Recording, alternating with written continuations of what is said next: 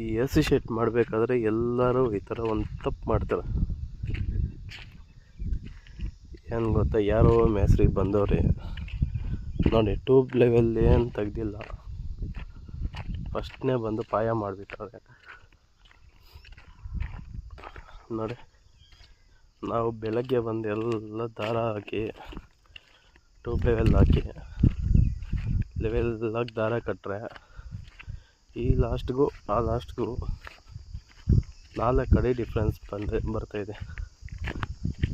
ಅವಾಗ ನೋಡಿದ್ರೆ ಬೇಲ್ದಾರು ಅಯ್ಯೋ ನೋಡ್ಕೋಬೇಕಾಯ್ತು, ಗೊತ್ತಿಲ್ಲ ಏನು ಮಾಡೋದು ಅಂದು ನೋಡಿ. ಈ ಒಳಗಡೆ ಹಾಕಿರೋ ಎಲ್ಲ ಮೆಟೀರಿಯಲ್ ವೇಸ್ಟ್ ಆಗುತ್ತೆ. ಈ ಟ್ಯೂಬ್ ಲೆವೆಲ್ಲು ಮಾಡಿರೋದು ಈ ಲೆವೆಲ್ಗೆ ನೋಡಿ, ಇಷ್ಟೈಟು ಡಿಫ್ರೆನ್ಸ್ ಮಾಡಿಬಿಟ್ಟವ್ರೆ.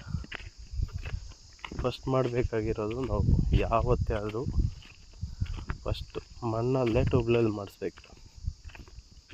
ಮಾಡಿಸಿ ಆಮೇಲೆ ಪಾಯ ಹೊಡಿಸ್ಬೇಕು, ಆಮೇಲೆ ಪಾಯ ಹಾಕ್ಸ್ಬೇಕು, ಆಮೇಲೆ ಆ ಪಾಯದ ಒಳಗಡೆ 4x4 ಪೈಪ್ ಹಾಕ್ಕೋಬೇಕು. ಮೆಜರ್ಮೆಂಟು 90 ಡಿಗ್ರಿ ಎಲ್ಲ ಕರೆಕ್ಟಾಗಿ ಸೆಟ್ ಮಾಡಿ ಪಾಯ ಸೆಟ್ ಮಾಡಿಕೊಂಡು ಪೈಪುಗಳು ಟ್ಯೂಬ್ ಲೆವೆಲ್ ನಿಲ್ಸ್ಕೊಂಡ್ಬಿಟ್ರೆ ಆಮೇಲೆ ಬೆಡ್ಡಿಂಗ್ ಮಾಡಿಸ್ಬೇಕು. ಆವಾಗ ಕೆಲಸ ಸೂಪರಾಗಿ ಕೂತ್ಕೊಳ್ಳುತ್ತೆ.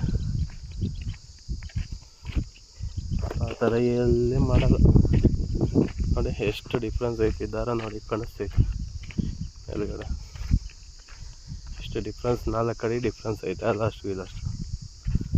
ಈ ಅರ್ಧಂಬರ್ಧ ಗೊತ್ತಿರುತ್ತೆ ಈ ಬೇಲ್ದಾರಿಗೆ, ಅದು ಕೇಳಿದ್ರು ಕೇಳಿಸ್ಕೊಲ್ಲಲ್ಲ, ಇಷ್ಟು ಫಾಲ್ಟ್ ಆಗಿದೆ. ಈ ಥರ ಯಾರು ತಪ್ಪು ಮಾಡಬೇಡಿ. ಎ ಸಿ ಶೆಡ್ ಏನಾದರೂ ಆಗಬೇಕಾದ್ರೆ ನಮ್ಮನ್ನು ಕಾಂಟ್ಯಾಕ್ಟ್ ಮಾಡಿ, ನಾವೆಲ್ಲ ಹೇಳ್ಕೊಡ್ತೀವಿ.